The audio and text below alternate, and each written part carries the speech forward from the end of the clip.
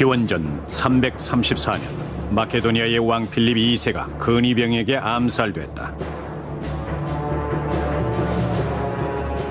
그의 아내 올림피아스와 아들 알렉산더가 필립 왕의 암살 음모에 연루됐다는 주장이 이렇지만 아무도 확신할 수 없었다. 20살의 왕위에 오른 알렉산더는 즉시 권력을 장악했다.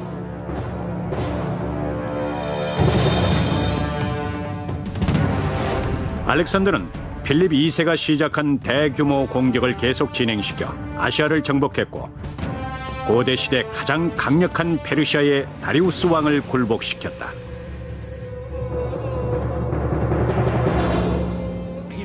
알렉산더는 군대를 철수시키든지 아니면 군대를 더욱 강화시켜서 대규모 전면전을 치러야 했습니다. 물론 그는 후자를 택했죠. 아마 선택의 여지가 없었을 거예요. 그리고 처음부터 세계를 정복하려는 알렉산더 대왕의 야망은 끝이 없었습니다. 알렉산더는 처음부터 상대를 위협하는 전략을 썼다. 그는 4만 대군을 이끌고 유럽과 아시아를 나누는 헬레스폰트 해협을 건넜다. 오늘날 헬레스폰트 해협은 다다넬스 해협으로 불리며 이곳을 통해서 연락선들이 끊임없이 오간다. 당시 알렉산더가 이끄는 4만 대군은 인력으로 움직이는 배를 타고 해협을 건너 아시아로 향했다. 갑작스런 날씨 변동 때문에 대규모 군 병력이 이동하는 데에는 크나큰 위험이 있었다. 게다가 페르시아 해군의 규모도 수적으로 알렉산더 군대의 3배에 달했다. 이곳은 헬레스폰트 해협의 아시아 쪽 해안입니다. 조류 간만에 차가 크고 바람도 거센 지역이죠. 운 좋게도 알렉산더의 군대는 페르시아 함대가 폭동을 진압하기 위해 이집트에 가 있었기 때문에 그들의 공격을 피할 수 있었습니다. 알렉산더는 아시아로 건너가서 페르시아 제국을 정복하기로 마음먹었죠. 그리고 해협 중간쯤에서 바다의 신 포세이돈에게 황소 한 마리를 바친 뒤 해협을 건너 아시아에 첫 발을 내딛자마자 모래밭에 창을 던지고 신에게 아시아를 받아놓으라고 소리쳤습니다. 그러나 근처에 알렉산더와 결전을 치르기 위해서 다리우스의 군대가 모여있다는 사실을 눈치채지 못했습니다.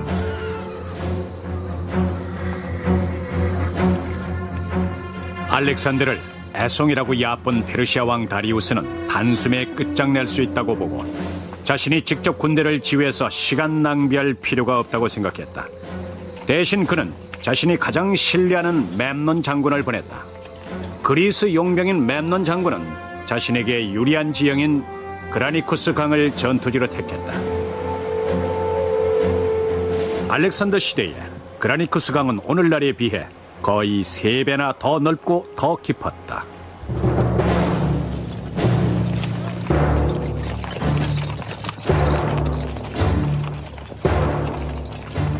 알렉산더는 자신이 가장 신뢰하는 군 지휘관 파메니오 장군과 절친한 친구 헤피션, 그리고 알렉산더의 개인사를 기록했던 아리스토텔레스의 조카 칼리스틴즈와 동행했다. 건너편 강둑에선 기병대 2만 명과 보병 2만 명, 총 4만 명에 달하는 페르시아 군대가 기다리고 있었다. 그들 중에 상당수는 그리스 용병들이었다. 그리스 작가이자 장군인 에리안이 알렉산더의 첫 번째 전투에 대해 기록했다. 파메니오 장군이 알렉산더에게 와서 벌건 대낮에 강을 건널 수는 없다. 초반 공격에 실패하면 심각한 결과를 초래할 것이고 결국 전쟁에서 패배할 위험이 있다고 했지만 알렉산더는 이렇게 말했습니다. 나도 잘 알고 있다. 그러나 헬레스폰트 해협도 건넜는데 이 작은 강 때문에 진군할 수 없다면 그것이야말로 수치스러운 일이다. 그건 위험에 처했을 때 내가 대응하는 방식과 거리가 멀다. 알렉산더는 대담한 공격을 하기 위해 군대를 배치하기 시작했다. 많은 군 지휘관들이 무모하다고까지 말하는 방법이었다. 알렉산더 자신이 직접 진두지휘했고 모든 적군의 표적이 되게끔 하얀 깃털이 달린 투구를 썼다.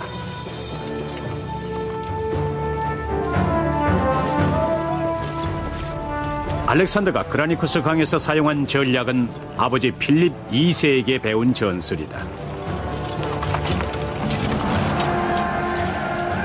기병대와 보병을 포함한 수천 명의 최정예 병사들이 강을 건너 페르시아군과 정면 대결하는 것이었다.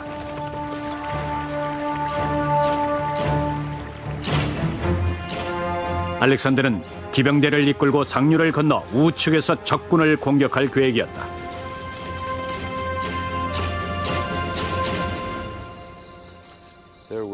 강을 사이에 두고 한동안 양 진영의 정적이 흘렀습니다. 앞으로 어떻게 될지 두려워 모두들 꼼짝도 하지 않았죠. 그때 알렉산더의 군대가 오른쪽 측면에서 전쟁의 신에게 전투의 시작을 알리는 나팔 소리와 함께 강 쪽으로 전진하기 시작했습니다.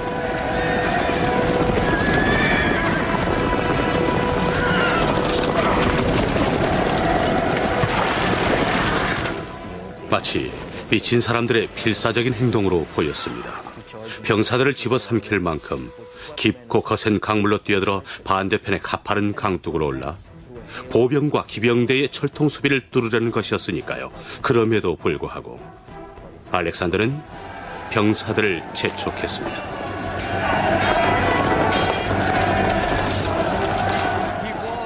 알렉산더의 작전이 무모하고 미친 짓 같았지만 그것도 하나의 방법이었습니다. 알렉산더는 뒤에서 팔짱 끼고 병사들을 지켜보는 지휘관이 아니었어요. 직접 앞으로 나서서 진두 지휘했기 때문에 병사들은 그를 따를 수밖에 없었죠. 그라니쿠스 전투와 알렉산더에 대해서 역사가들 사이에 의견이 분분하지만은 굉장히 격렬한 전투였다는 데에는 모두 동의합니다. 알렉산더의 첫 번째 공격이 실패한 후 전술을 바꿔야 했지만은 병사들의 사기 진작을 위해서 초반 공격이 실패했다는 사실은 비밀에 붙여졌습니다. 전술적인 측면에서 볼 때 강을 건너 반대편 강둑으로 뛰어올라 적군과 맞닥뜨린다는 것은 자살 행위와도 같았습니다. 그러나 알렉산더는 주저하지 않았습니다. 격렬한 싸움을 벌인 후 결국 마케도니아의 창병부대는 반대편 강둑에 발판을 마련할 수 있었습니다. 알렉산더는 기병대를 이끌고 반대편 강둑에 도착했다. 알렉산더는 투구의 타격을 입고 들고 있던 창까지 잃어버렸습니다. 페르시아군이 칼로 알렉산더를 내리치기 직전 마케도니아 병사가 페르시아군의 팔을 베어버렸고 알렉산더는 위기를 넘겼습니다. 마케도니아군은 페르시아군의 중심 대열이 약해진 틈을 타서 강을 건널 수가 있었죠. 페르시아군은 마케도니아의 창병부대와 알렉산더가 이끄는 기병대의 대담한 공격에 못 이겨 주랭랑을 치기 시작했습니다. 온갖 어려움을 무릅쓰고 마침내 알렉산더는 그라니쿠스 강에서 페르시아 군대를 무찔렀다. 그라니쿠스강 전투의 승리는 알렉산더가 거둔 가장 위대한 승리였습니다. 원하는 것을 얻은 알렉산더는 이렇게 말했죠. 나를 우습게 보더니 맛이 어떠냐. 이제 내가 너희를 박살내 주겠다.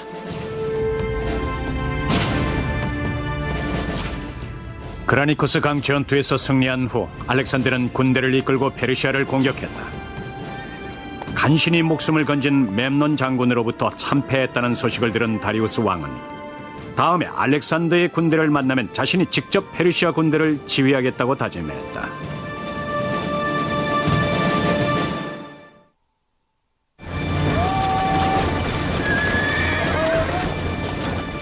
기원전 334년 그라니쿠스 강에서 페르시아군을 무찌르고 에게해의 중요한 항구 도시를 차지한 알렉산더는 마케도니아 군을 이끌고 고디엄시로 이동했다. 알렉산더는 아무런 저항도 받지 않고 고디엄시를 함락했다. 1950년 펜실베니아 조립대 고고학자들이 고디엄시를 발굴하기 시작했다.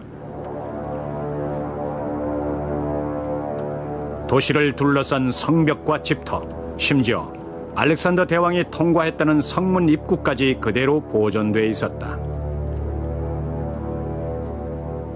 성벽으로 둘러싸인 성체 도시 고디엄은 페르시아 제국의 중심부로 향하는 지름길 위에 세워진 중요한 도시였습니다. 알렉산더가 성문 입구에 도착했을 때 성문은 알렉산더를 향해서 활짝 열려 있었죠. 400년 전 고디엄시는 마이더스 왕의 도시였습니다. 마이더스 왕의 정원에서 교육을 받은 알렉산더는 마이더스 왕의 전설을 잘 알고 있었죠. 마이더스 왕의 아버지 고디어스는 마케도니아에서 소달구지를 타고 이곳에 왔습니다. 왕위에 오른 고디어스는 소달구지를 제우스 신의 신전에 바쳤습니다. 소달구지를 멍에와 연결시키고 밧줄을 감아 끝이 보이지 않게 해두었는데, 전설에 따르면 누구든 이 매듭을 푸는 사람이 아시아의 통치자가 될 수 있다고 했습니다. 당시는 사람들이 신화와 전설을 믿던 시대였기 때문에 이것은 매우 상징적인 것이었죠. 알렉산더는 사람들이 보는 자리에서 매듭을 풀어야 했습니다. 다른 사람들처럼 뚫어져라 매듭을 쳐다봤지만은 풀 방법을 찾지 못한 알렉산더는 한 가지 꾀를 생각해냈습니다. 그는 매듭을 푸는 방법은 중요하지 않다고 말하고 칼을 뽑아 매듭의 끝이 보일 때까지 칼로 내려친 다음 매듭을 풀었습니다. 몇몇 사람들은 속임수라고 했지만은 그날 밤 고디엄시에 천둥을 동반한 폭풍이 몰아치는 걸 본 알렉산더는 제우스 신이 자신을 인정한 것이라고 믿었습니다.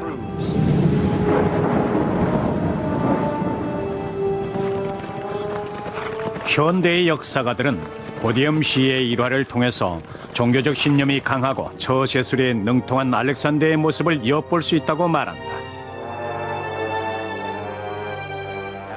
알렉산더는 오늘날로 치자면 기자회견에 특히 강한 지도자였습니다.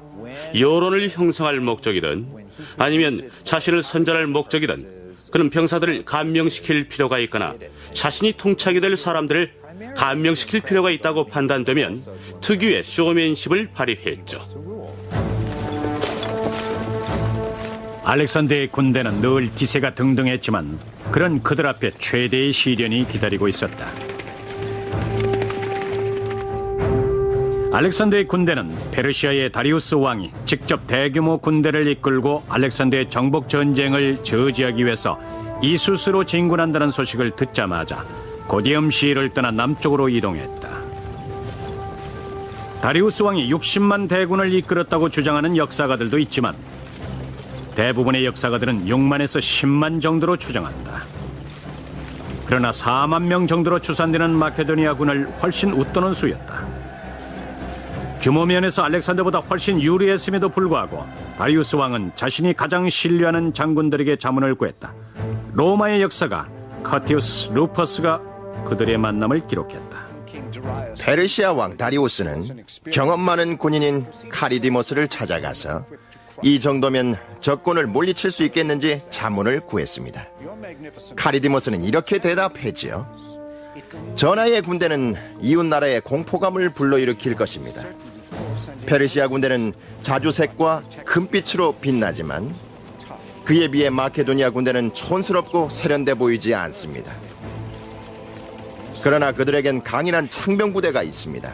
지치면 땅바닥이 그들의 침대가 되고 그들은 날이 밝기 전에 일어납니다. 페르시아 군도 그들처럼 강해져야 합니다. 충고를 받아들이지 못한 다리우스 왕은 카리디모스를 즉시 처형했습니다.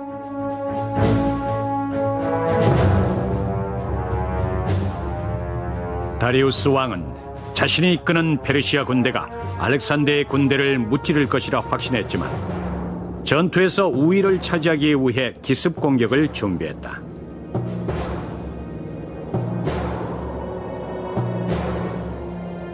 다리우스 왕이 남쪽으로 공격해 들어올 것이라고 예상한 알렉산더는 마케도니아 군을 이수스 기지 남쪽으로 이동시키고 페르시아 군대를 기다렸다.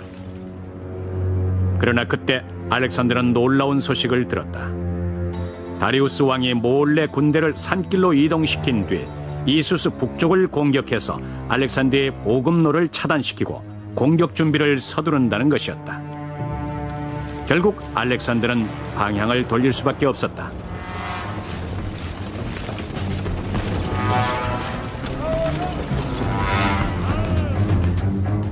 기원전 333년 11월 알렉산더는 지중해와 만나는 피나루스 강 하류의 반대편 강둑에서 페르시아군과 마주쳤다. 이곳은 뒤가 산으로 막혀있는 해안지대였다. 알렉산더는 강에서 수백 미터 떨어진 곳에 군대를 배치했다. 다리우스 왕이 마케도니아 군의 보급로를 차단했기 때문에 매우 유리한 상황이었지만 지리적으로는 알렉산더에게 훨씬 유리했다. 한쪽이 바다와 면해 있고 또 다른 한쪽은 산으로 막혀 있기 때문에 수적으로 열세인 마케도니아 군대가 페르시아 군대에게 포위될 위험이 적었다. 멀리 페르시아 병사들의 모습이 보였죠. 알렉산더는 병사들에게 이곳에서 하룻밤을 보낼 것이라고 말했습니다. 그는 군사적 요충지에 자리를 잡게 돼 다행이라고 생각했죠. 그러나 승리할 수 있다는 자신감보다 걱정이 앞섰습니다. 이제 하룻밤만 지나면 결정적인 전투가 벌어질 것입니다. 승리를 확신할 수는 없었지만 한 가지는 분명했죠. 알렉산더는 전쟁터에서 명예로운 죽음을 택하기로 결심했습니다. 알렉산더가 많은 전투에서 승리를 거두었지만 한 가지 궁금한 것은 전투에 임할 때마다 알렉산더도 두려움을 가졌을까 하는 점입니다. 솔직히 말하자면 그 어떤 자료를 살펴봐도 그가 전투를 두려워했다는 증거는 찾을 수가 없었습니다. 알렉산더도 전쟁이 두려웠겠지만 실제 알렉산더의 행동을 보면 두려움이라고는 찾아볼 수 없습니다. 역사적으로 두려움을 모르고 승리의 자신감으로 가득했던 고기 드문 정복자였죠. 이제 이수스 전투의 대열이 형성됐다. 그라니쿠스 강과 마찬가지로 피나루스 강을 사이에 두고 페르시아군이 정렬했다. 다리우스 왕은 강둑을 따라 보병과 기병대를 정렬시키고 언덕을 따라 군대를 측면 배치했다. 전차를 탄 다리우스 왕은 전투 장면이 내려다 보이고 명령을 내리기 쉬운 중심부의 자리를 잡았다. 상황 판단력이 뛰어난 알렉산더는 곧 선수를 치고 역습할 기회를 노렸다. 다리우스 왕은 수적으로 우세한 페르시아군의 승리를 자신하고 지중해에 면한 해안가 평지에 기병대를 배치했죠. 알렉산더는 좌측에 파메니오 장군이 이끄는 보병을 배치했습니다. 그러나 마지막 순간 페르시아군의 공격 대열을 살펴본 알렉산더는 좌측에 연합군 기병대를 더 배치했죠. 알렉산더의 군대가 진군하자 페르시아 기병대가 공격을 퍼부었고 마케도니아군은 가까스로 버텼습니다. 한참 격렬한 전투가 벌어지는 동안 내륙 쪽에서 훨씬 심각한 상황이 벌어지고 있었죠. 페르시아 진영의 한가운데로 진군하던 마케도니아 군대는 완전히 포위되어 맨주먹으로 싸워야 했습니다. 그들은 재빨리 칼을 뽑아 육박전을 벌여야 했습니다. 여기저기서 피가 흐르기 시작했습니다. 적군을 물리쳐야 조금이나마 앞으로 전진할 수 있었지만 지칠 대로 지친 병사들이 계속해서 밀려들어오는 적들을 막아내기엔 역부족이었죠. 앞에선 적들이 끝없이 밀어닥쳤고 뒤에선 아군들이 밀어붙이고 그들은 진퇴양난에 처했습니다. 알렉산더의 강력한 창병 부대까지 이수스 전투에서 위험에 처했다. 창병 부대는 도저히 힘을 쓸 수가 없었습니다. 이런 거친 지형에서 기다란 창을 든 병사들이 촘촘히 붙어서서 대열을 유지하는 것이 불가능했죠. 창병들이 하나 둘 넘어지면서 대열에 틈이 생기기 시작했고 다리우스의 그리스 병사들이 대열을 유지하기 위해서 안간힘을 쓰는 창병 부대를 공격했습니다. 여기 한가운데에 멈춰선 마케도니아 창병 부대는 공경에 처했습니다.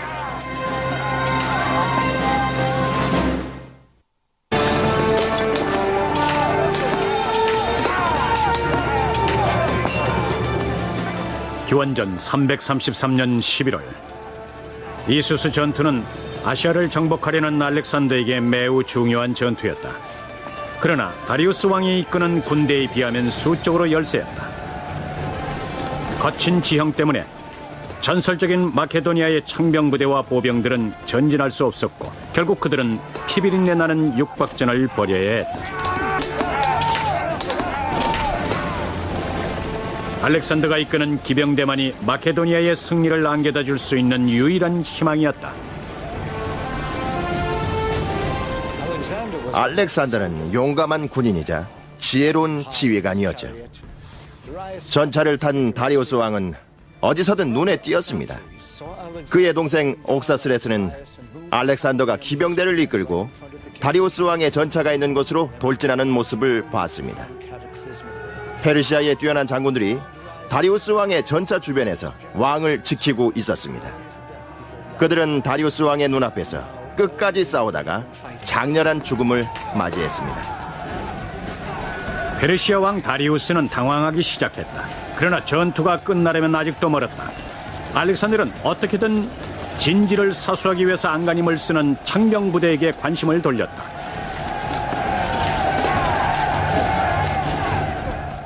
이 시점에서 알렉산더가 승리와 패배의 열쇠를 쥐고 있었죠. 기병대의 약점은 한번 출정하면 멈출 수 없다는 데에 있습니다. 도망가기에 바쁜 보병들이 기병대의 표적이었지만은 그 뒤로 페르시아 군대의 막사가 있었죠. 그러나 알렉산더는 기병대의 돌격을 저지하고 재조직한 뒤 왼쪽으로 유도해서 페르시아군의 중심부로 진격했습니다. 이곳에서 다리우스 왕은 알렉산더에게 공격을 받았죠. 다리우스 왕은 마케도니아 기병대의 탁월한 공격력을 실감했지만 이미 때는 늦었습니다. 계속되는 잔인한 공격에서 알렉산더는 허벅지에 상처를 입었습니다. 다리우스 왕은 근위병들이 맥없이 쓰러지는 광경을 보고 전차를 돌려 주랭랑을 쳤죠. 저녁때가 되자 페르시아 병사들은 모두 도망가기에 바빴습니다.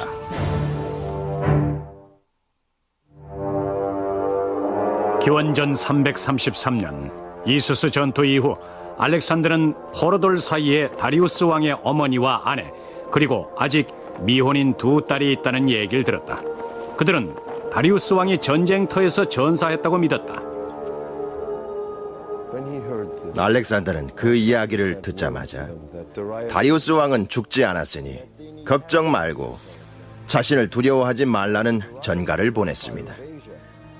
비록 알렉산더가 아시아를 정복하기 위해 다리우스 왕과 싸웠지만 그들은 알렉산더의 배려 덕분에 다리우스가 페르시아의 왕일 때 누렸던 모든 특권을 그대로 누릴 수 있었습니다. 심지어 알렉산더는 그들의 수입원을 더 늘려주었습니다. 알렉산더는 자신을 차기 페르시아 왕으로 추대했습니다.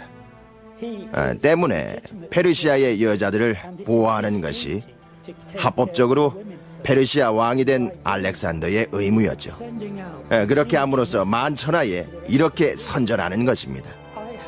페르시아의 여인들을 보호할 줄 아는 내가 진정한 페르시아 왕이고 페르시아 귀족들도 모두 나와 한편이다. 기원전 333년 이수스 전투에서 승리함으로써 알렉산더 대왕은 극적인 전환점을 마련했다.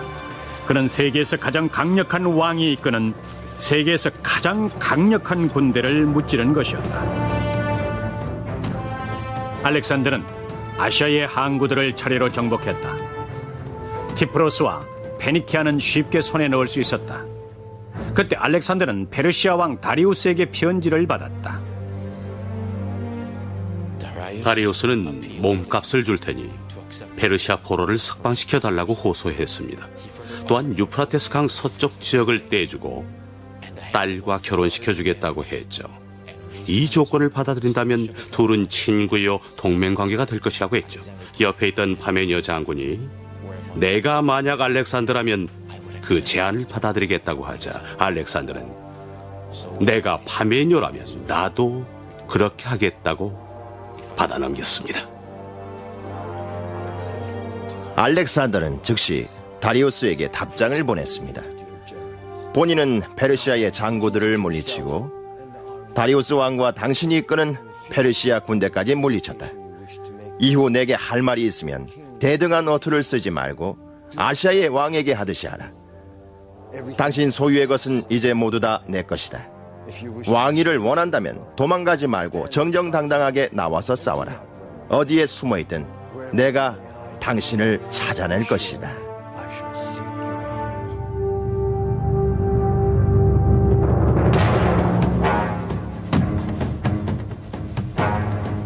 다리우스의 편지를 받은 후 아시아를 정복하려는 야망으로 불타는 알렉산더는 군대를 이끌고 해군 기지가 있는 티루스로 향했다. 그는 전략적 요충지였던 티루스를 정복하고 싶어 했다. 구시가지는 대륙에 속해 있었지만 바다 쪽으로 800m 정도 떨어진 티루스 섬은 거대한 성벽으로 둘러싸여 있었기 때문에 난공불락의 요새였다. 이곳은 티루스 섬의 남쪽 끝부분입니다. 후에 지진이 일어나서 이 지역이 바닷속에 잠겼지만 이 바위를 따라 성벽이 있었죠. 티루스인들은 항구에 거대한 함대까지 보유하고 있었습니다.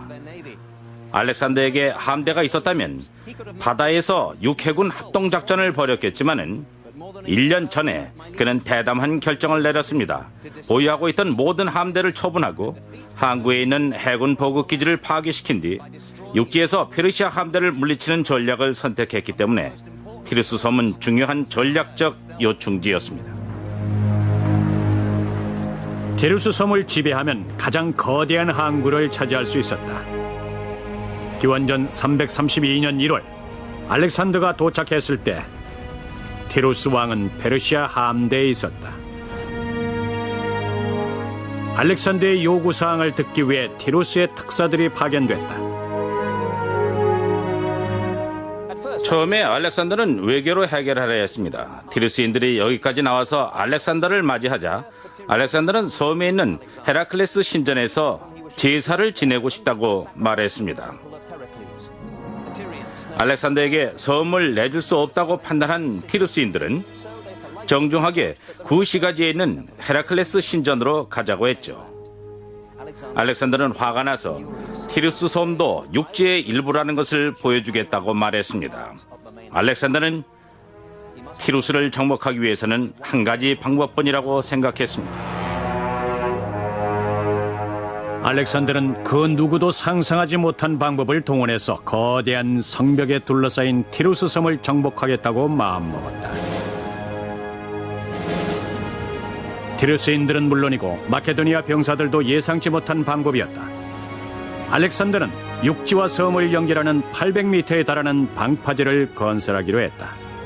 그러나 방파제를 건설하기란 쉬운 일이 아니었다.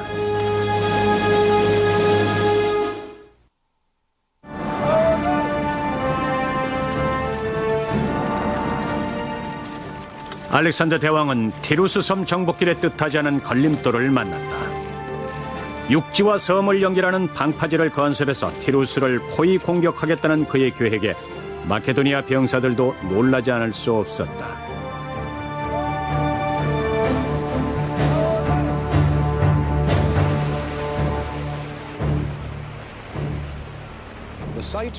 바닥이 보이지 않는 깊은 바다를 앞에 두고 마케도니아 병사들은 절망에 빠졌죠.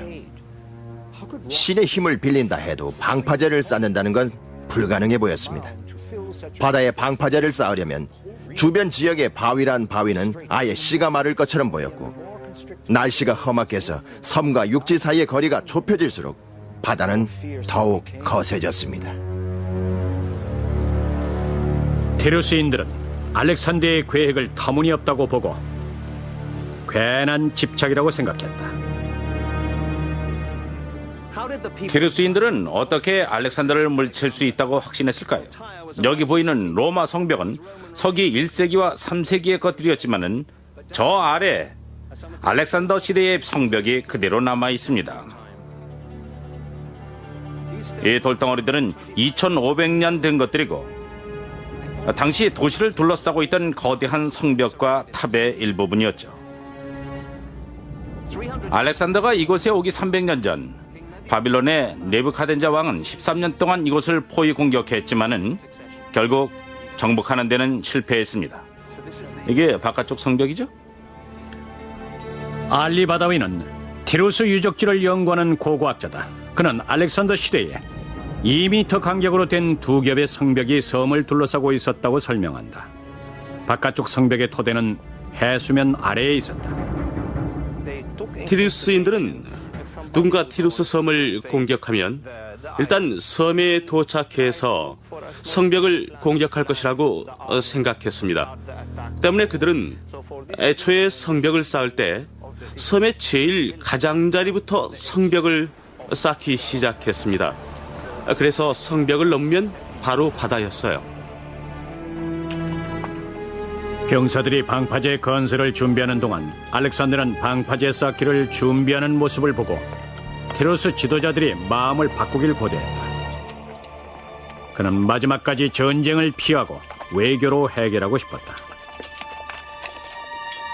알렉산더는 티루스에 특사를 보내 평화 조약을 받아들이라고 재촉했습니다. 그러나 티루스인들은 국제 협약을 어기고 특사들을 살해한 뒤 시체를 바다에 던졌죠. 화가 난 알렉산더는 티루스 시를 포위 공격하기로 결정했습니다. 기원전 332년 1월 거대한 방파제 건설 사업이 시작됐다. 티루스 구시가지의 근처 산에서 거대한 바위와 목재가 수송됐다. 서서히 방파제가 모습을 드러내기 시작했습니다.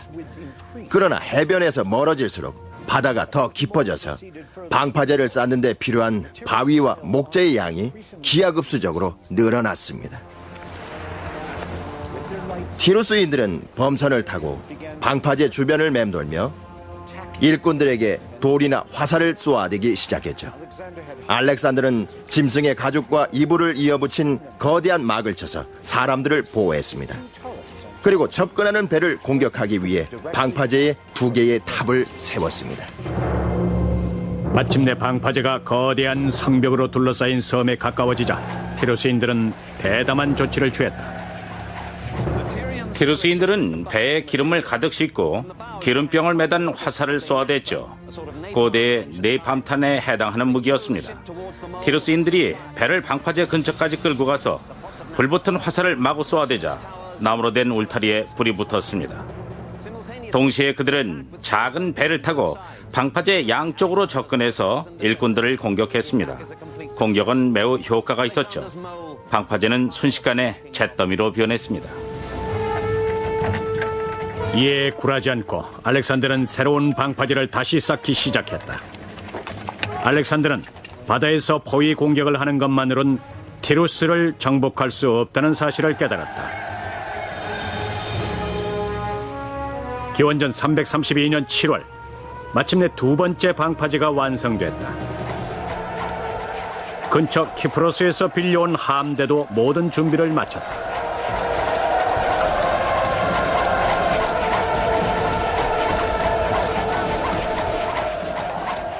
마케도니아 보병부대가 방파제에서 티루스의 성벽을 공격하는 동안 알렉산더는 배를 넘나들며 함대를 지휘했다. 선두에서 지휘하던 마케도니아 장군 에드미터스는 끝내 목숨을 잃었고 알렉산더도 직접 싸움에 가담했습니다. 결국 마케도니아 병사들은 성벽에 작은 구멍을 내는데 성공했죠. 저는 지금 티루스의 안쪽 성벽 위에 서 있습니다. 고고학자들은 바로 여기에 있는 작은 구멍을 발견하고 이곳을 통해 마케도니아 병사들이 성벽 안쪽으로 들어갔다고 추측합니다. 마케도니아 군대는 지칠 대로 지친 티루스 병사들을 쓰러뜨리고 티루스 시의 중심부로 공격해 들어갔고 티루스인들은 알렉산더의 공격을 막아낼 수 없었습니다. 알렉산더의 군대는 7개월 동안 티루스 섬을 포위 공격했다.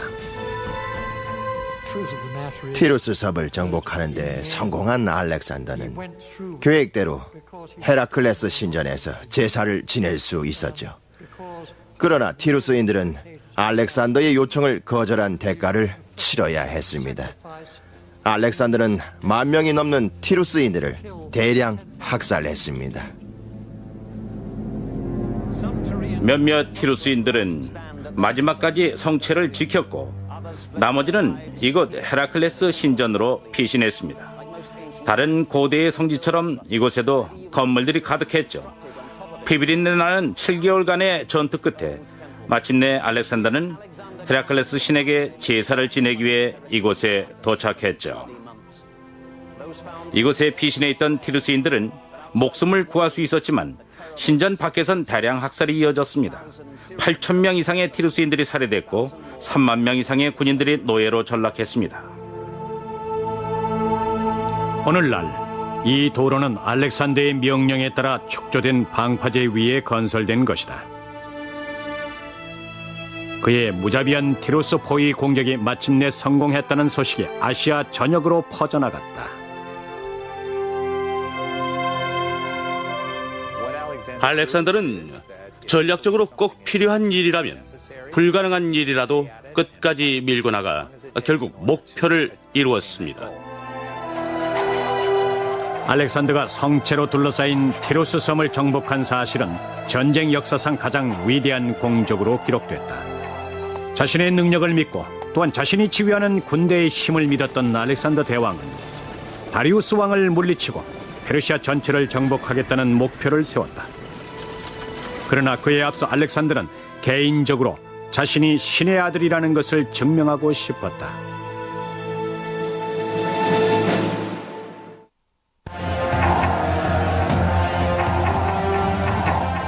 기원전 332년 7개월 동안 포위 공격을 한 후 알렉산더는 모두가 불가능하다고 여겼던 일을 해냈다. 800m에 달하는 방파제를 2번이나 건설함으로써 성벽으로 둘러싸인 티루스 섬을 정복한 것이다.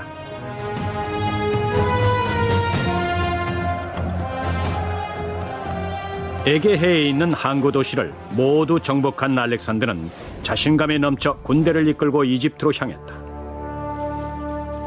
그곳에서 알렉산더는 왕이자 태양신 라의 아들이란 뜻인 파라오의 칭호를 얻었다.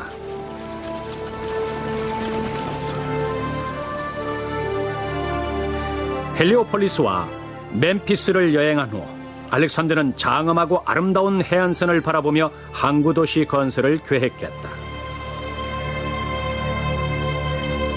알렉산드리아는 알렉산더 대왕이 자신의 이름을 붙인 유일한 도시입니다. 마레오티스 호수와 지중해 사이에 위치한 이곳은 날씨도 따뜻해서 건강에 좋은 기후 조건에다가 바다가 깊어서 항구로서는 최적의 조건을 갖춘 곳입니다. 알렉산더는 앞바다에 보이는 작은 섬까지 방파제를 건설해서 대륙과 연결시켰습니다. 알렉산드리아는 고대 세계의 새로운 무역의 중심지로 떠올랐고 알렉산더 제국을 건설하기 위한 토대가 됐습니다. 오늘날 알렉산드리아의 인구는 거의 400만 명에 달한다. 이집트 수출입 물량의 80%가 알렉산드리아를 통과한다. 많은 사람들에게 이렇게 거대한 도시를 건설하는 일은 평생의 과업이 되겠지만 알렉산더 대왕에겐 정복 사업을 잠시 접고 하는 기분 전환거리에 불과했다. 사막 한가운데의 시와 오아시스에 위치한 아몬 신전을 방문하는 것도 그 중에 하나였다. 알렉산더가 이집트에 있을 때 페르시아의 모든 군 병력이 반격을 준비했습니다. 알렉산더는 페르시아 군이 마케도니아로 가는 퇴로를 차단하기 전에 전쟁터로 되돌아가야 했습니다. 그러나 알렉산더는 이 중요한 시기에 사하라 사막을 여행하기로 결정했죠. 이집트 여행을 하는 동안 알렉산더 대왕은 평생 잊지 못할 만큼 인상적인 종교적 경험을 했습니다.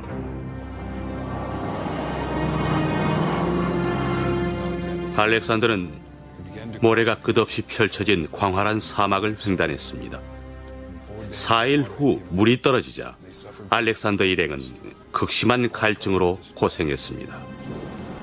모두 절망에 빠져 있을 때 갑자기 하늘에 검은 구름이 몰려와 비가 내리기 시작했고 덕분에 목을 죽일 수 있었죠.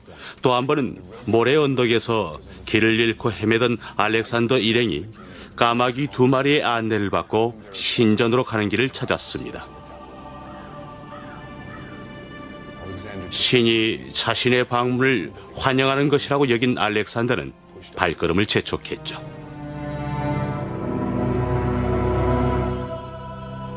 이집트인들에게 아몬 신은 그리스 신 중에서 모든 신들의 왕인 제우스에 해당하는 신이었다. 때문에 아몬 신은 종종 제우스 아몬이라고도 불렸다.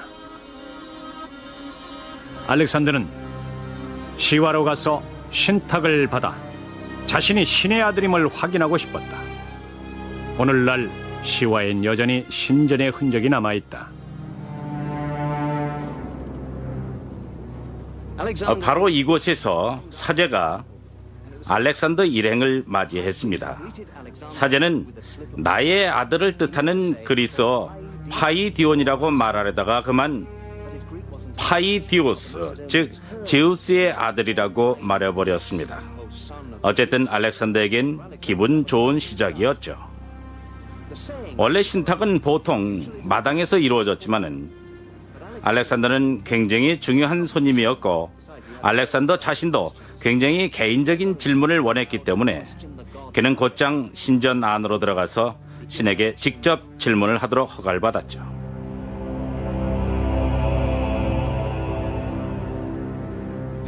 바로 이곳 지성소에 수디양 머리를 하고 보석으로 장식된 아몬신의 석상이 놓여 있었습니다. 알렉산더는 혼자 이곳에서 아몬신에게 질문을 했죠. 당시 그가 무슨 질문을 했는지 후에 밝혀진 바에 따르면 알렉산더는 자신이 세계를 정복할 수 있는지, 또 아버지를 죽인 살인자들이 모두 처벌을 받았는지, 그리고 자신이 제우스의 아들인지를 물었습니다. 알렉산더는 그의 질문을 듣지 못한 사제로부터 대답을 받았죠. 그러나 실제로 지성소 옆에 작은 통로가 있었고 이곳에서 사제들이 알렉산더의 질문을 엿들었을 수도 있습니다. 지금 우리 생각에 사기라는 생각도 들 수 있겠지만은 신탁이 정확하지 않았더라면 2000년 동안 지속될 수 없었을 것입니다. 알렉산더는 이런 대답을 들었습니다. 알렉산더가 세계를 정복할 것이다. 그리고 아버지를 살해한 자들은 모두 처벌받았다. 아마 알렉산더는 이 말을 듣고 마음이 놓였을 거예요.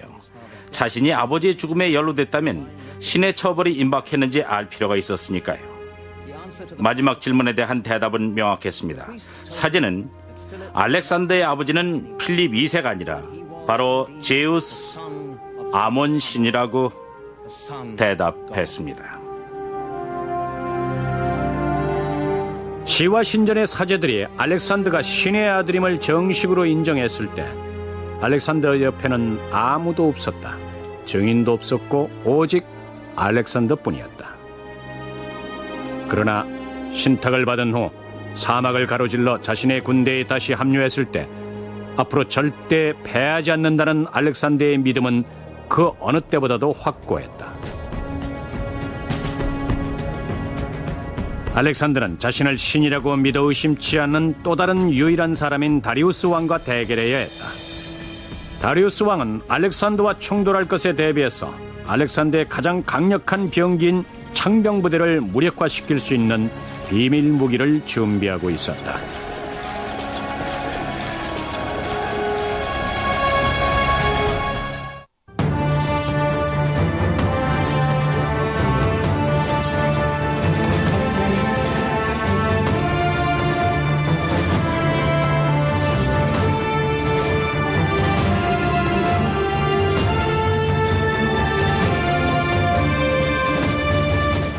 선택의 여지가 없었을 거예요.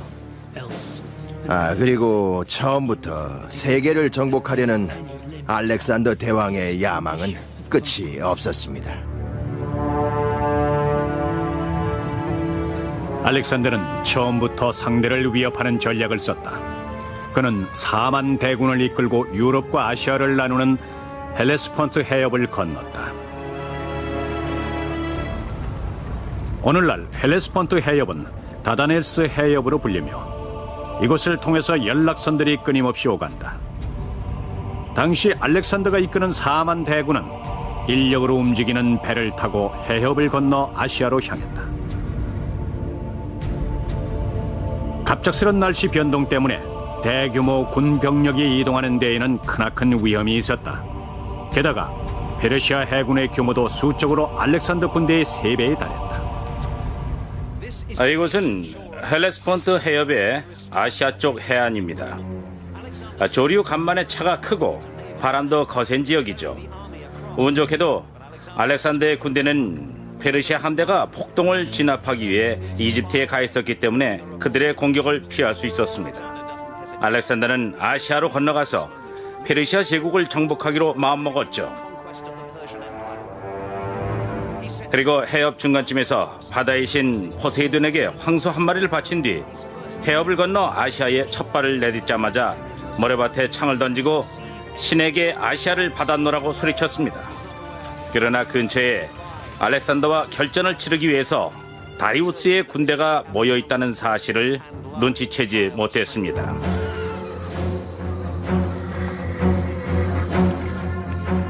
알렉산더를 애송이라고 야쁜 페르시아 왕 다리우스는 단숨에 끝장낼 수 있다고 보고 자신이 직접 군대를 지휘해서 시간 낭비할 필요가 없다고 생각했다. 대신 그는 자신이 가장 신뢰하는 멤논 장군을 보냈다. 그리스 용병인 멤논 장군은 자신에게 유리한 지형인 그라니쿠스 강을 전투지로 택했다. 알렉산더 시대에 그라니쿠스 강은 오늘날에 비해 거의 3배나 더 넓고 더 깊었다.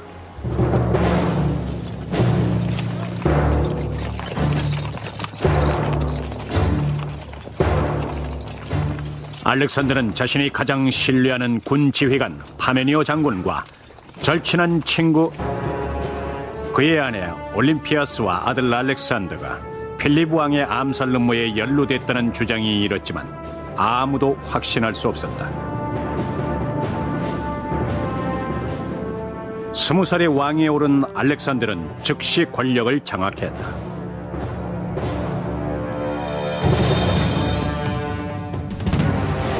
알렉산더는 필립 2세가 시작한 대규모 공격을 계속 진행시켜 아시아를 정복했고 고대 시대 가장 강력한 페르시아의 다리우스 왕을 굴복시켰다.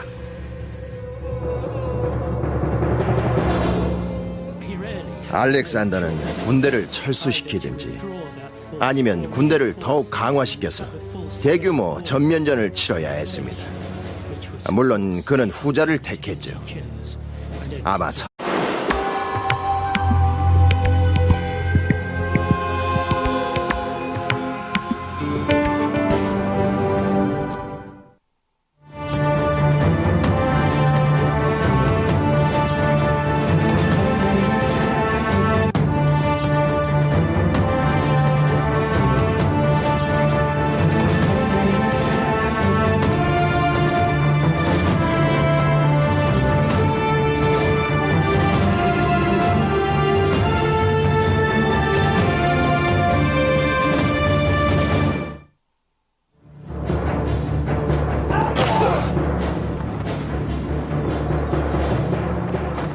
기원전 334년 마케도니아의 왕 필립 2세가 근위병에게 암살됐다.